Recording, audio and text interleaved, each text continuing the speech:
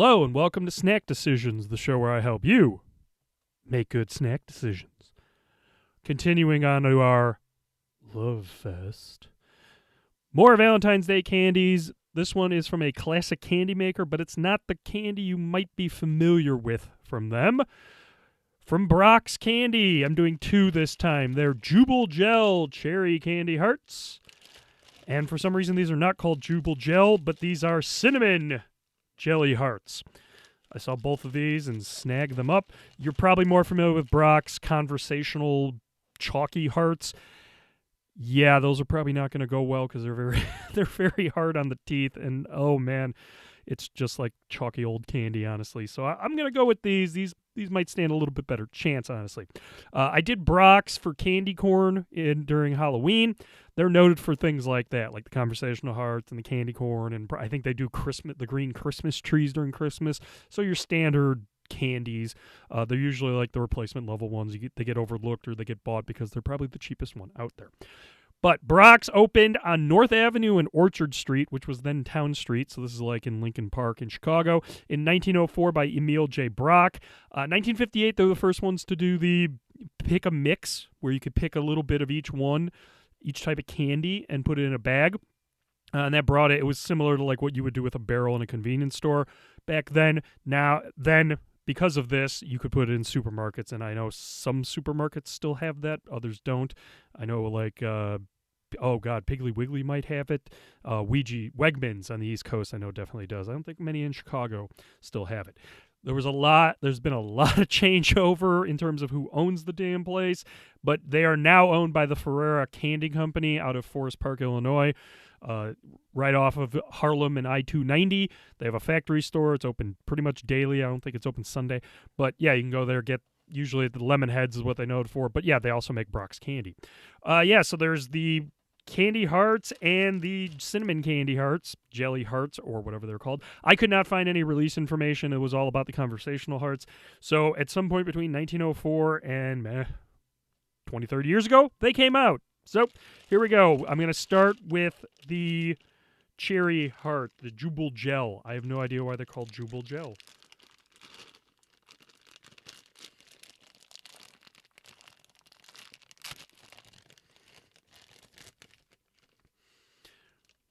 At least on the Jube Gel, there was some resistance to opening the bag. Once you get it open, they're not individually sealed, so you have to fold it over.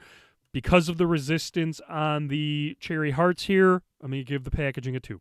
Suitably hardy, if you will. Yes, that's a woman's butt bent over is what a heart is, because your heart actually doesn't look like this. Okay, we will try the cherry heart.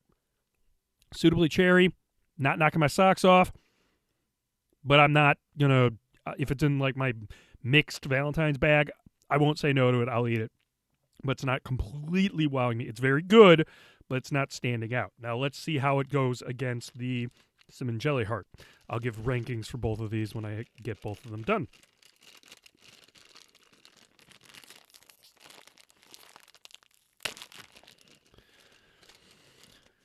Same problem as the cherry hearts. Cinnamon heart's a little bit difficult to open. Almost felt like I was going to rip the bag apart and everything was going to spill everywhere, which immediately gets you a 1. It didn't, but again, same problem. So 2 stars for packaging on the jelly hearts. So cherry hearts and jelly hearts. I got to remember that. Hey, they look exactly the same, except they got like sprinkles or dusting, cinnamon dusting, I'm assuming, on it. So let's try these. So basically it comes down to what you're looking for. If you're more preferential to a cherry flavor, go with the cherry hearts, obviously. If you like cinnamon, go with the cinnamon ones, okay? They're both equally good. The big difference for me is the cinnamon jelly hearts are softer, so it's easier to get through. The cherry hearts are a little bit more difficult to make your way through on them. But again, not a ton of cinnamon. The cinnamon is fine on the cinnamon jelly hearts. It doesn't go overboard, so it's not terribly bad. Same thing with the cherry hearts are obviously cherry forward, and it's not, they don't get too tart or sweet or anything like that. It's a regular level of sweetness or cherryness, if you will. So for the cherry hearts, I will give 3 stars just because they're a little bit difficult to get through. For the cinnamon jelly hearts, I'll give 4 stars too. Not quite a 5, but again, I wouldn't kick either of these out of a bag. I would Eat them. I would say maybe eagerly reach for them. Go, ooh, okay. But they're not my first option, honestly. I don't know what for all the red things, but those, again, just because they're a little bit, at least the cherry ones are a little bit difficult to get through. That's why they go down a little bit. The jelly ones are nice. Honestly, I would do that. Yeah. So price on these were about $2 a bag. So for value, at $2 a bag, yeah, these are 5-star value. Easy at $2 a bag. $3, that's when you start, okay, $4, 3 stars, and you keep going. If you're paying $5 a bag for this, don't even bother. That's 1-star value. But yeah, I think I got these on sale for $2. So yeah, that's a 5-star value. I'm getting enough enjoyment out of these at that price. Beautiful. Ooh, let's get elegant at the snack bar. And at the snack bar today, it might be my first non-beer on the show. I can't fit this whole bottle in here. Schramm's Mead Black Agnes. Yes, it's my first meadery, and I thought, oh, hey, mead? That goes good with Valentine's Day stuff, right? Schramm's Mead, opened by Kenneth Schramm in 2013 in Ferndale, Michigan. Some of the fruit they get is from their own orchard, their estate orchard. They do get fruit from all around the country, obviously. Same thing with honey. The most common one is orange blossom, but they will use whatever they can get their hands on or whatever they feel like buying. Obviously, mead making is honey and water. Very, very, very expensive. This Black Agnes is a black currant mead coming in at 11%, so it's not crazy in terms of like 15 or 20% like some meads I've seen. So this is called a mellow mel because it has fruit in it. If it just had honey and water, you got a mead. This one obviously has fruit, mellow mel on it. But yeah, the meads are very expensive to make, and Ken Schramm has been having some health issues, so they are looking to sell the meadery and the orchard and everything with it. So they are selling a lot of the meads now that sometimes they reserve, including something like Heart of Darkness, which is extremely rare, extremely pricey, extremely delicious. So get on over go to their website, buy some mead. It helps them out. Who know? Hopefully they continue either as Schramm's Mead or something else. But yeah, this might be the last time you could get their mead. And yeah, we'll see how the mead shakes out here. But I kind of have a good idea about this. I don't know how good you can see this on the camera over here, but yes, it does look like a dark red wine. There was no carbonation on it. There was a pop when I got the cork out. I smelled the cork. It smelled very, very lovely. But yes, it doesn't move. Usually you expect mead to be a little bit slower looking in terms of viscosity because of the honey involved, but this one is moving. I've seen beers that move slower than this, honestly. But yeah, you at 11%, you can see right here, you don't need a ton of mead on here, obviously. So yeah, let's smell. Hopefully it smells like black currants. Not a lot of depth, honestly, because you're basically going to get honey and black currant.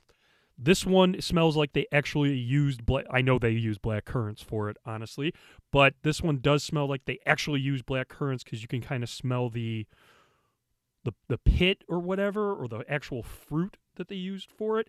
And here's a little background on the Black Agnes.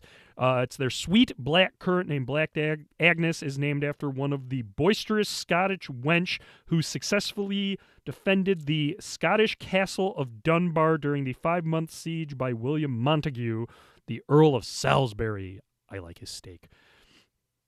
While relatively unknown to the United States, black currants have grown in the British Isles for more than 500 years and used by herbalists since the Middle Ages. So that's the background on black currants. I know beers use that fairly regularly. It's not all the time. It's not something very common, but I've had black currant beers before, so I'm relatively familiar with them. But yeah, this one smells like they actually picked them right off the whatever black currants grow off of. I don't know, a tree. I'm not very good with where the fruit comes from here, and then threw it right in. It smells like that, honestly. So it smells very decadent. It doesn't smell terribly sweet, but I'm assuming that's going to come from the honey. But yeah, I do smell some honey in here. So cheers to the first mead on the episode show. It is like a sweet wine. It doesn't come off. It's residual sugar, so you don't taste sweetness. Going down, it hits the tongue. It is very thick because of the honey.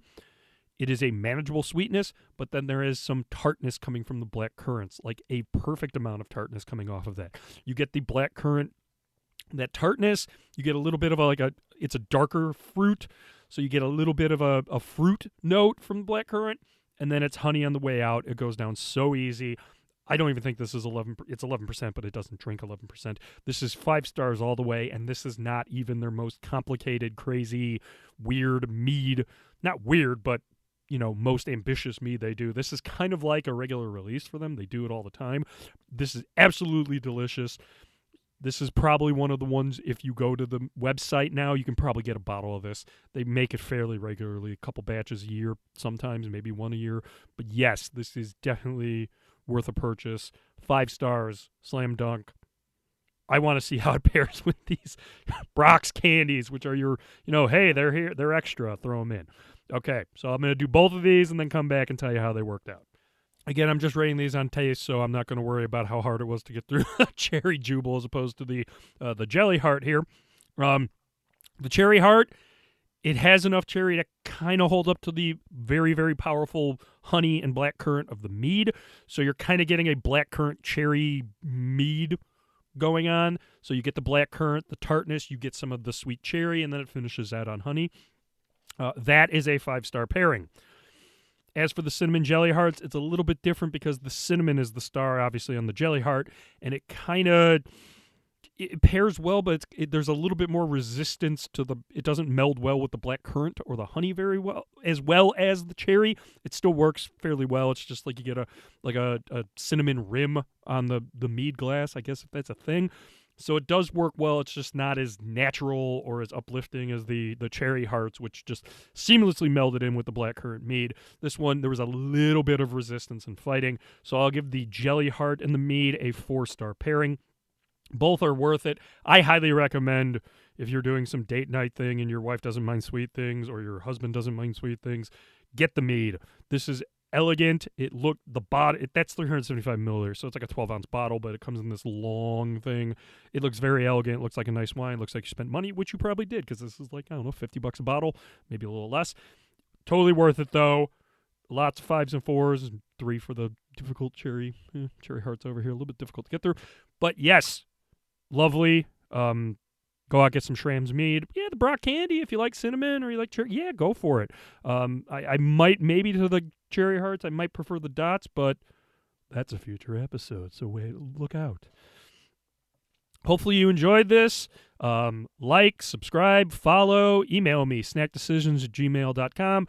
We got 2 more in the Love Fest, 2 more Valentine's Day things, even though this is right before Valentine's Day, so happy Valentine's Day to anyone watching this. But yeah, the next 2 will still be Valentine's Day things, maybe for next year to get a little preview for what's coming out. I don't know, but we'll see. Until next time, make good snack decisions.